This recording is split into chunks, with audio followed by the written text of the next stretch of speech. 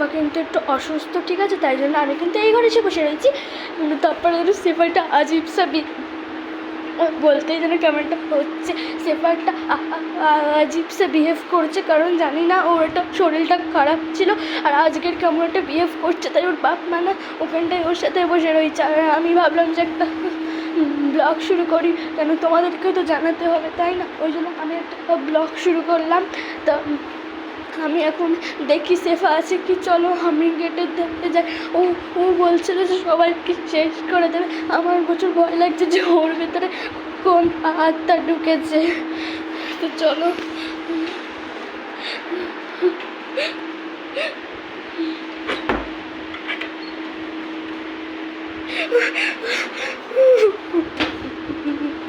এখানেও চলে এসেছে।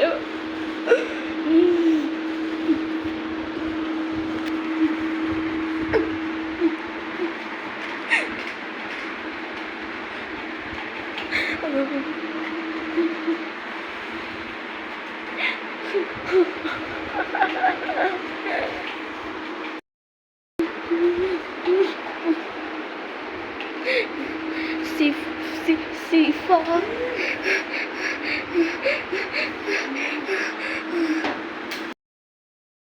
অচেনাই বন্ধ হয়ে গেছে, আমার ভয় লাগছে, কেন ঘরে আমি একা। তো চলো ওকে ডাকা যাক, চলো ওটা খুলে দেখবো।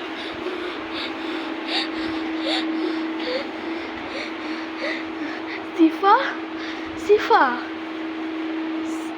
সিফা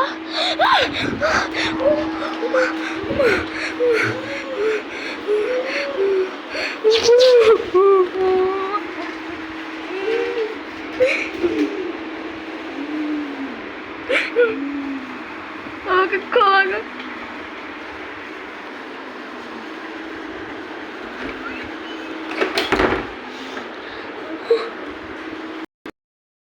দেখো, আমি জুম করে তোমাদেরকে দেখাচ্ছি ওর হালতটা, দেখো ভাবো।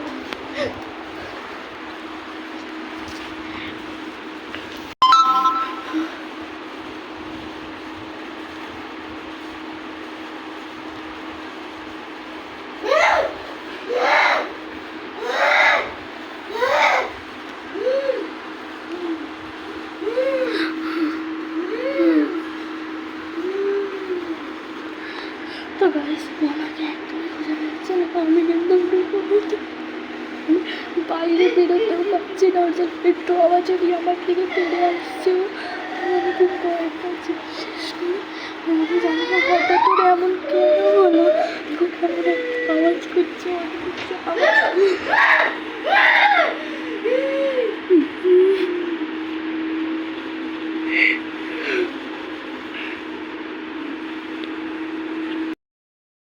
আবার কি ওর হাতে জাদু করে নিয়ে এসেছে, দেখো।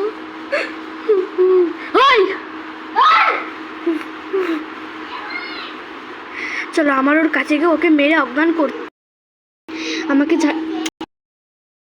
অজ্ঞান করতেই হবে যাই হোক করে।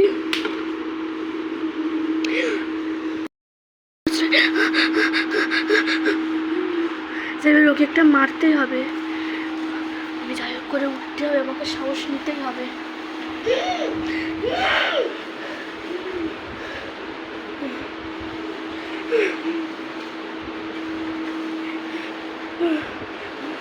ও হ্যাঁ, আমার তো তসবি আছে, আমার কাছে পড়া পানিও আছে, যাই।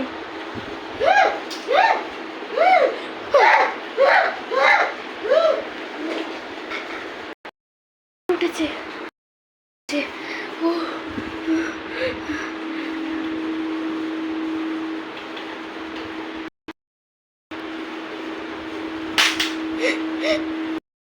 পড়া পানি নিচে, তোমরা দেখো।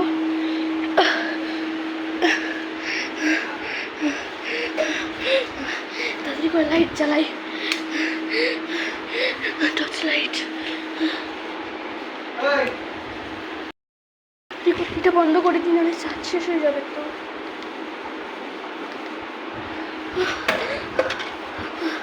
এই অবস্থা, এই মুখটা জাস্ট তোমরা নিজের চোখে দেখো।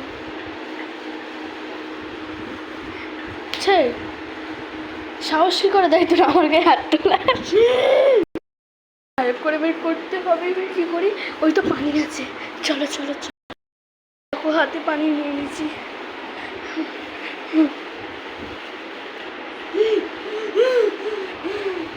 আবার আবার জিন্দা, আবার জিন্দা।